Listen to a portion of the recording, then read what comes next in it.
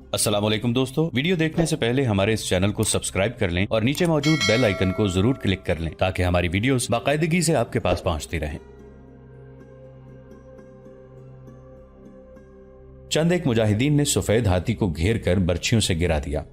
اس کے سامنے کوئی نہیں جاتا تھا، پیچھے سے اور پہلوؤں سے اسے برچھیاں مارتے تھے۔ مثنہ بن حارثہ نے پرچم تو اونچا کر دیا، لیکن مجاہدین میں بگدڑ والی کیفیت پیدا ہو گئی تھی۔ اس کی ایک وجہ یہ تھی کہ ابو عبید کے بعد جو 7 مجاہدین پرچم بلند کرتے ہوئے شہید ہوئے تھے وہ سب کے سب سردار تھے۔ مثنہ حقیقت پسند اور تجربہ کار سالار تھے۔ انہوں نے دیکھ لیا تھا کہ لڑتے رہنے کا مطلب خودکشی کے سوا کچھ نہیں ہو سکتا۔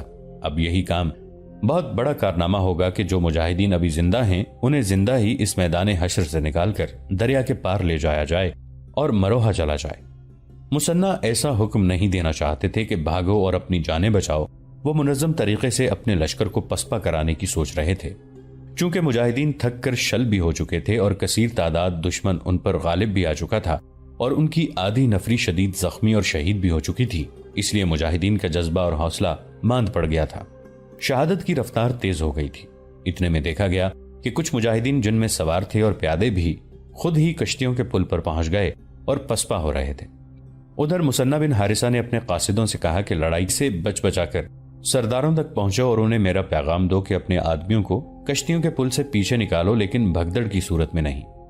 مستند تاریخوں میں یہ واقعہ تفصیل سے لکھا ہے کہ ابو عبید کے قبیلہ ثقیف کا ایک مجاہد عبداللہ ثقفی کہیں قریب کھڑا تھا۔ ایک تو اس نے یہ دیکھا کہ سوار اور پیادہ مجاہدین پل کے راستے بھاگ رہے ہیں اور اس کے ساتھ ہی یہ سن لیا کہ مثنہ بن حارثہ سرداروں کو پسپائی کا حکم دے رہے ہیں۔ عبداللہ بن مرثد بڑا ہی جوشیلا مجاہد اور رسول کریم صلی اللہ علیہ وآلہ وسلم کا دیوانہ وار شیدائی تھا۔ وہ دوڑا گیا اور تلوار سے کشتیوں کے پل کے رسے کاٹ دیے۔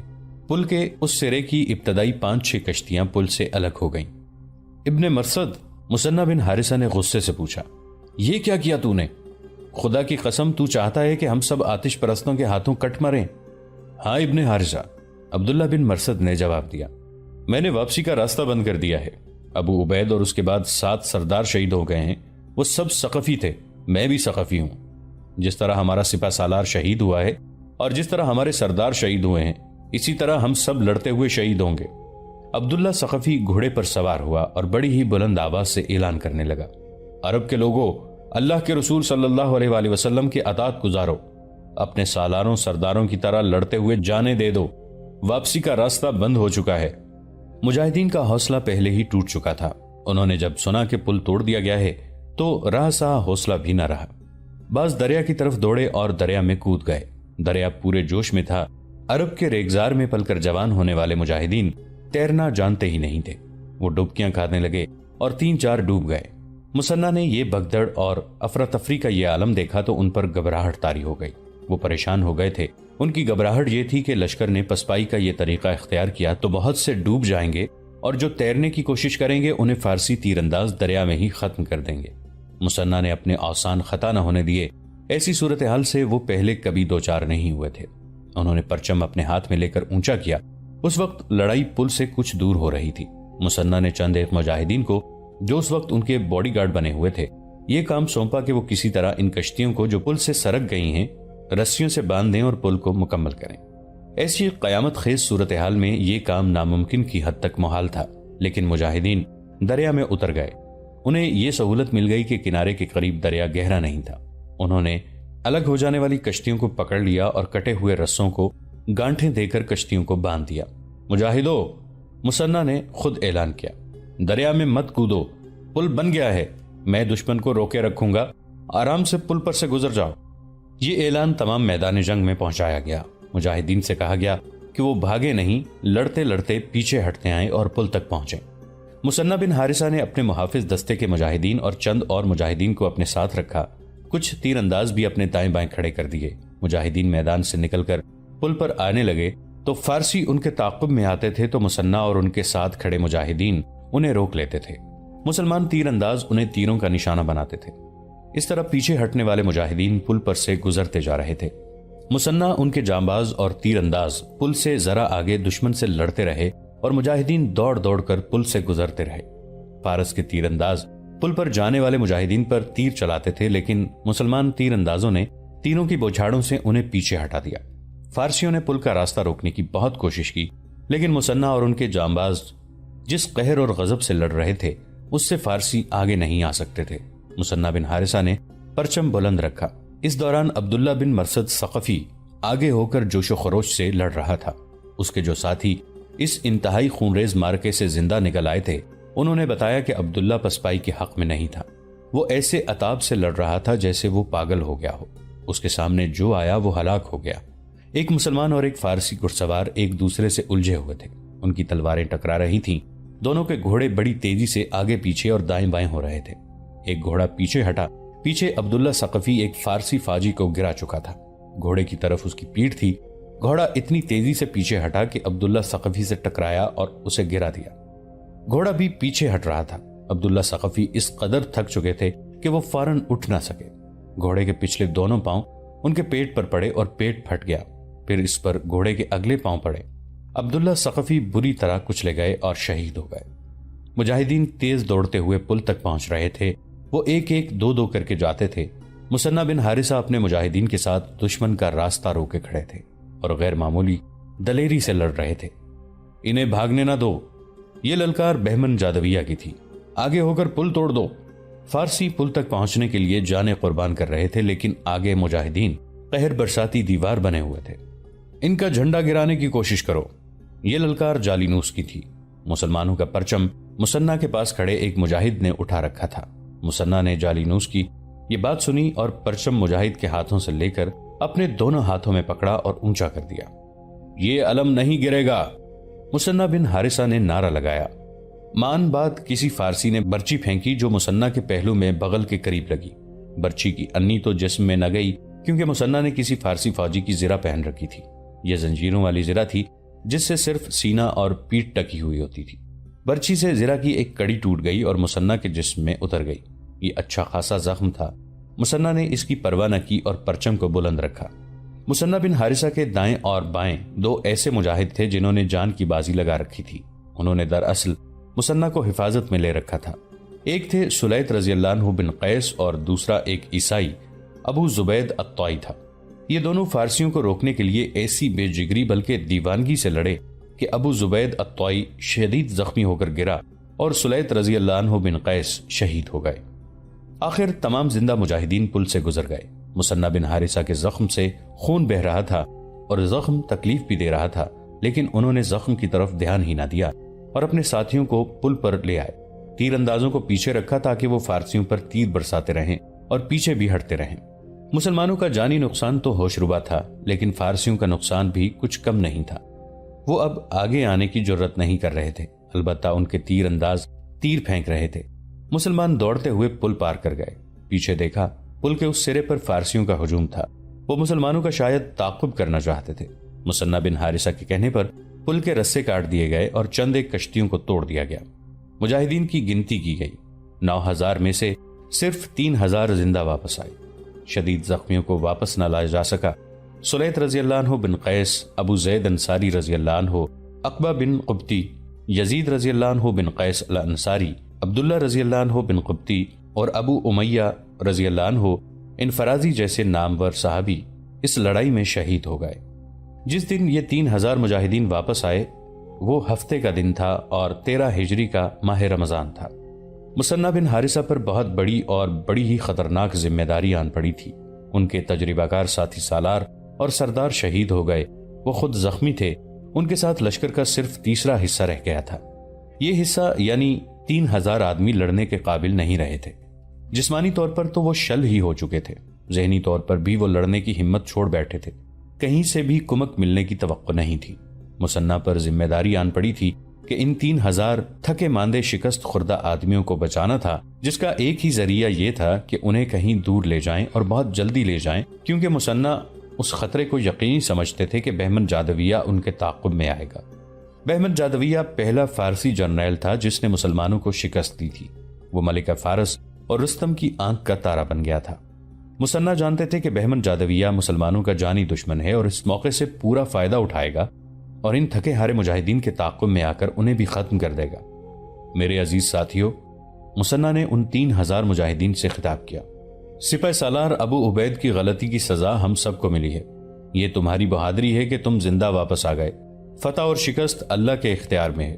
یہ بھی تمہاری فتح ہے کہ تم نے دشمن کے آگے ہتھیار نہیں ڈالے۔ تم اللہ تبارک و تعالیٰ کے حضور سرخرو ہو۔ ہم انشاءاللہ اس شکست کا انتقام لیں گے۔ یہاں رکنے کا وقت نہیں، فارسی ہمارے تعاقب میں آ رہے ہوں گے۔ وہ ضرور آئیں گے، ہم ابھی لڑنے کے قابل نہیں، اس لیے یہاں رکنا بہت ہی خطرناک ہے۔ تمہیں چلنا ہی پڑے گا۔ گھوڑوں پر سب باری باری سوار ہوں گے۔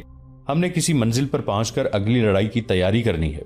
وہاں سے چلے تو ہیرا جا پہنچے۔ وہاں بھی مثنیٰ تعاقب کا خطرہ محسوس کر رہے تھے۔ وہاں انہوں نے مجاہدین کو آرام اور کھانے پینے کا وقت دیا اور اگلی صبح ہیرا سے کچھ دور جنوب میں الیس کے مقام پر جا پہنچے۔ مثنیٰ نے اپنے نئے نائبین مقرر کر دیے جو پوری طرح تجربہ کار تو نہیں لیکن اناڑی اور نو آموز بھی نہیں تھے۔ ان میں خوبی یہ پیدا ہو گئی تھی کہ ان کے دلوں میں انتقام کا بڑا ہی شدید جذبہ پیدا ہو گیا تھا۔ دن رات بیدار اور چکنے رہو، مثنیٰ نے انہیں کہا تھا۔ آتش پرست ہمارے تعاقب میں آ رہے ہوں گے، میں حیران ہوں کہ وہ ابھی تک آئے کیوں نہیں۔ مثنیٰ بن حارثہ کو یہ خطرہ پریشان کر رہا تھا کہ آتش پرست ان کے تعاقب میں آ رہے ہوں گے، لیکن آتش پرستوں کے سالار بہمن جادویہ کو تعاقب کی ہوش ہی نہیں رہی تھی۔ ہوا یوں تھا کہ جس وقت مثنیٰ اپنے بچے کچے مجاہدین کو واپسی کے لیے دریا پار کروا رہے تھے اور بہمن جادویہ اپنی فوج کو للکار رہا تھا کہ عربوں کا پرچم گرا دو، انہیں بھاگنے نہ دو، اس وقت مدائن سے اس کا ایک ذاتی جاسوس آیا اور اسے اطلاع دی کہ مدائن میں فوجی افسر اور شہری دو دھڑوں میں بٹ گئے ہیں، اب اعلانیہ ایک دوسرے کی مخالفت کر رہے ہیں۔ یہ تو آپ کو معلوم ہے کہ ایک گروہ رستم کا حامی ہے اور دوسرا فیروزان کا، جاسوس نے کہا۔ فیروزان بھی آخر جرنیل ہے، اس کے گروہ کی تعداد زیادہ ہے۔ ملکہ فارس تو برائے نام ملکہ ہے، وہ پہلے ہی اپنے تمام اختیارات رستم کے حوالے کر چکی ہے۔ پران ہے تو ملکہ، بہمن جادویہ نے کہا، لیکن عملاً رستم کی داشتہ ہے۔ جالینوس، بہمن جادویہ نے کہا، زیادہ سے زیادہ دستے اکٹھے کرو اور میرے ساتھ مدائن چلو۔ مجھے خانہ جنگی کا خطرہ صاف نظر آ رہا ہے۔ ادھر ہم نے عربوں کو کچلنا شروع کر دیا ہے اور ادھر خانہ جنگی کی تیاریاں ہو رہی ہیں۔ اس کا نتیجہ اس کے سوا اور کیا ہوگا کہ عرب ہمیں کچل کر رکھ دیں گے۔ یہ پران کے حسن کا جادو ہے، جالینوس نے کہا۔ اسے شاہی خاندان کے کسی آدمی کے ساتھ شادی کر لینی چاہیے تھی، پھر رستم اس کے اتنا قریب نہ ہو سکتا۔ چلو چل کے دیکھتے ہیں کہ وہاں ہو کیا رہا ہے، بہمن جادویہ نے کہا۔ ادھر آسان شکار میرے ہاتھ سے نکل گیا ہے۔ میں ان مسلمانوں کا تعاقب کر کے انہیں ختم کرنا چاہتا تھا، وہ میرے ہاتھ سے نکل گئے ہیں۔ اس کے ساتھ جابان نام کا ایک اور جرنیل بھی تھا۔ اس جرنیل کا پہلے ذکر آ چکا ہے۔ اس نے ایک بار ابو عبید سے شکست کھائی اور پکڑا گیا تھا۔ پکڑنے والا کوئی عام مجاہد تھا جسے معلوم نہیں تھا کہ یہ جرنیل ہے۔ جابان نے اس مجاہد کو یہ جھانسا دیا کہ وہ سپاہی ہے اور وہ اسے پکڑ کر کیا کرے گا۔ جابان نے اسے اپنی رہائی کے لیے بڑا قیمتی معاوضہ پیش کیا۔ مجاہد نے وعدہ کیا کہ وہ اس معاوضے پر اسے رہا کر دے گا۔ کسی اور مجاہد نے اسے پہچان لیا اور یہ معاملہ ابو عبید تک لے گیا کہ فارسی جرنیل ہے، اسے رہا نہیں کیا جانا چاہیے۔ ابو عبید کو جب بتایا گیا کہ مجاہد جابان سے وعدہ کر چکا ہے کہ وہ اسے رہا کر دے گا، تو ابو عبید نے فیصلہ دیا کہ ایک مجاہد اس سے وعدہ کر چکا ہے، اس لیے اسلامی دستور کے مطابق اسے رہا کر دیا جائے گا۔ چنانچہ اس نے مجاہد کو معاوضہ دیا اور رہا ہو گیا۔ اب وہی جابان بہمن جادویہ کے ساتھ اس لڑائی میں شامل تھا۔ بہمن جادویہ نے اسے مدائن کی صورتحال سے آگاہ کیا اور بتایا کہ وہ اور جالینوس مدائن جا رہے ہیں۔ تم چاہو تو مسلمانوں کے تعاقب میں جا سکتے ہو، بہمن جادویہ نے کہا۔ ہم تمہارے پاس بہت تھوڑی فوج چھوڑ کر جا رہے ہیں، عربوں کی جو نفری یہاں سے نکلی ہے وہ تو اور زیادہ تھوڑی ہے، جابان نے کہا۔ تم چلے جاؤ، میں عربوں کے پیچھے جاتا ہوں، ان کا ایک بھی آدمی زندہ نہیں چھوڑوں گا۔ تاریخوں میں آیا ہے کہ بہمن جادویہ اور جالینوس فوج کے زیادہ تر دستے اپنے ساتھ مدائن لے گئے تھے اور کچھ دستے جابان کو دے گئے۔ جابان مثنیٰ بن حارثہ کے تعاقب میں ایک دن اور ایک رات کے بعد روانہ ہوا۔ یہ وقت کشتیوں کا پل بنانے میں صرف ہو گیا تھا۔ اتنے میں مثنیٰ اپنے لشکر کے ساتھ دور نکل گئے تھے۔ پھر وہ الیس تک جا پہنچے۔ الیس پہلے ہی مسلمانوں کے فتح کیے ہوئے علاقوں میں تھا۔ وہاں کے دو سرداروں نے مثنیٰ کو بتایا کہ مدائن میں کیا صورتحال پیدا ہو گئی ہے اور یہ بھی کہ بہمن جادویہ اور جالینوس فوج لے کر مدائن چلے گئے ہیں۔ الیس کے امراء مسلمانوں سے متاثر تھے اور انہیں یہ بھی پتا چل گیا تھا کہ اندرونی گروہ بندی، منافرت اور مسلمانوں کی پے در پے فتوحات کی وجہ سے سلطنت فارس کا زوال شروع ہو چکا ہے۔ ان حالات کو دیکھتے ہوئے الیس کے امراء اور دیگر سرکردہ لوگ مسلمانوں کے وفادار ہو گئے تھے۔ ایک روز الیس کے ہی ایک آدمی نے مثنیٰ بن حارثہ کو اطلاع دی کہ مدائن کی فوج آ رہی ہے۔ یہ جابان کے دستے تھے۔ قبل از وقت اطلاع مل جانے سے مثنیٰ نے یہ فائدہ اٹھایا کہ اپنے مجاہدین کو تیار کر کے اس راستے کے دونوں طرف پھیلا دیا جس راستے سے جابان کی فوج آ رہی تھی۔ مورخ لکھتے ہیں کہ الیس کے کئی لوگ مجاہدین سے جا ملے تھے۔ جابان بڑھتا آیا اور پھندے میں آ گیا۔ اس کے دستوں پر دونوں اطراف سے حملہ ہو گیا۔ مجاہدین نے اپنی شکست کا انتقام یوں لیا کہ کسی ایک بھی فارسی فوجی کو زندہ نہ چھوڑا۔ جابان کو زندہ پکڑ کر مثنہ بن حارثہ کے سامنے پیش کیا گیا۔ مجھے یاد ہے جابان، مثنہ نے کہا، نمارق میں تم ہمارے ایک سادہ لو مجاہد کو دھوکہ دے کر رہا ہو گئے تھے، اب نہیں۔ مثنہ کے اشارے پر جابان کا سر تن سے جدا کر دیا گیا۔ مدائن میں ایک اور ڈرامے کا پردہ اٹھ رہا تھا۔ مدینہ میں حضرت عمر رضی اللہ عنہ مسجد میں داخل ہونے لگے تو ان کی نظر ایک آدمی پر پڑی جو سر جھکائے ہوئے مسجد کی طرف آ رہا تھا۔ محمد حسنین ہیکل اور بلازری نے اس کا نام عبداللہ بن زید لکھا ہے۔ حضرت عمر رضی اللہ عنہ رک گئے۔ ابن زید، حضرت عمر رضی اللہ عنہ نے عبداللہ سے پوچھا، کیا تم مثنہ کے ساتھ عراق نہیں گئے تھے؟ تمہاری حالت بتاتی ہے کہ تم محاذ سے آ رہے ہو، کیا خبر لائے ہو؟ عبداللہ بن زید قریب آ کر کھڑا ہو گیا اور اس کی آنکھوں سے آنسو جاری ہو گئے۔ وہ ان مجاہدین میں سے تھا جو مروہ کی لڑائی سے بھاگ کر مدینہ پہنچ گئے تھے۔ عبداللہ نے حضرت عمر رضی اللہ عنہ کو سارا حال سنایا کہ ابو عبید کی غلطی سے کس طرح اپنا لشکر فارسیوں کے ہاتھوں کٹ گیا ہے۔ حضرت عمر رضی اللہ عنہ مسجد کے دروازے میں یوں کھڑے رہے جیسے ان پر سکتہ طاری ہو گیا ہو۔ عبداللہ بن زید کھڑا کانپ رہا تھا کہ حضرت عمر رضی اللہ عنہ جیسے سخت مزاج ابو عبید کے غلط فیصلے سے جس لڑائی میں مسلمانوں کو بری طرح پسپا ہونا پڑا تھا اور جس میں 9000 مجاہدین میں سے صرف 3000 رہ گئے تھے، اسے تاریخ میں مارکہ جسر لکھا گیا ہے۔ مثنہ بن حارثہ نہ ہوتے تو یہ 3000 بھی زندہ واپس نہ آ سکتے۔ ہم جسر کے میدان جنگ میں واپس چلتے ہیں، جہاں لاشوں کے انبار پڑے تھے۔ خون سے زمین لال ہو گئی تھی، چھوٹے بڑے کھڈ لاشوں سے بھر گئے تھے۔ عربی اور اجمی کی پہچان ختم ہو گئی تھی۔ مرے ہوئے گھوڑوں کے نیچے آدمی دبے ہوئے تھے، گھوڑوں کے اوپر لاشیں پڑی تھیں۔ زخمی گھوڑے بے لگام دوڑتے اور گرتے پھر رہے تھے۔ کٹی ہوئی سونڈوں والے ہاتھی خون بہہ جانے سے آخری سانسیں لے رہے تھے۔ سفید ہاتھی جس نے ابو عبید اور ان کے 7 ساتھیوں کو پاؤں تلے کچل کر مار ڈالا تھا، دریا کے کنارے مرا پڑا تھا۔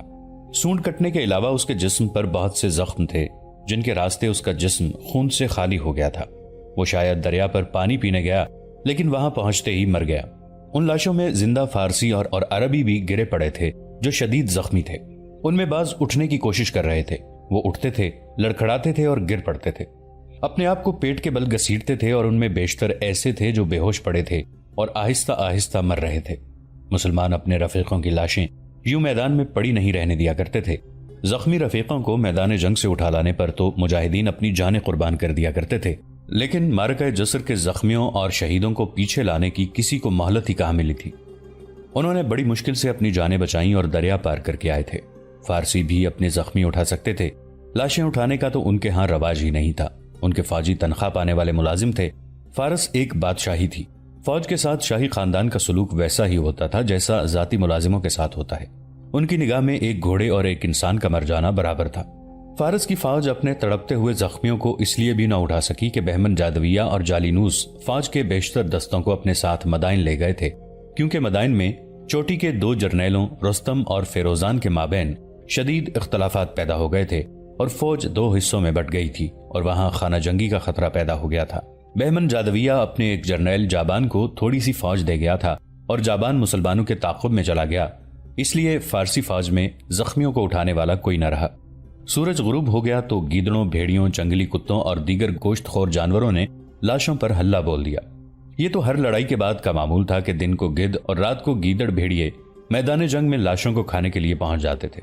ایک معمول اور بھی تھا، لڑائی اگر آبادیوں کے قریب ہوتی اور دونوں طرف کی فوجیں وہاں سے چلی جاتی تو قریبی بستیوں کے لوگ میدان جنگ پہنچ جاتے اور لاشوں کی تلاشی لے کر جو ہاتھ آتا لے جاتے، ہتھیار اٹھا لے جاتے۔ جسر کے مارکے کے بعد فارس کی فوج بھی مسلمانوں کی پسپائی کے بعد چلی گئی تو اس کے فوراً بعد سورج غروب ہو گیا۔ قریبی بستیوں کے لوگ میدان جنگ میں پہنچنے لگے۔ ان کے ہاتھوں میں مشعلیں تھیں، ان میں بار سما کے لوگ بھی تھے، زوابی کے لوگ بھی تھے اور قسم ناطف کے بھی کئی لوگ آ گئے تھے۔ ان میں عورتیں بھی تھیں، جوان سال لڑکیاں بھی تھیں اور ان میں کچھ عورتیں بوڑھی بھی تھیں۔ ان میں مائیں تھیں، بیویاں تھیں، بہنیں اور بیٹیاں تھیں۔ ان میں اکثر لوگ لاشوں کو لوٹنے کے لیے آئے تھے، انہوں نے ہتھیار بھی اٹھا لے جانے تھے اور گھوڑے ملنے کی توقع بھی تھی، لیکن بہت سے لوگ لاشوں میں اپنے ان عزیزوں کی لاشیں ڈھونڈنے آئے تھے جو فارس کی فوج میں تھے۔ دوستو، آج کے لیے اتنا ہی۔ اسی کہانی کی اگلی قسط کے ساتھ بہت جلد حاضر ہوں گے۔ نیچے کامنٹ سیکشن میں اپنی رائے کا اظہار ضرور کیجیے گا۔ ہمارے اس چینل کو سبسکرائب کر کے نیچے موجود بیل آئیکن کو بھی ضرور کلک کیجیے گا۔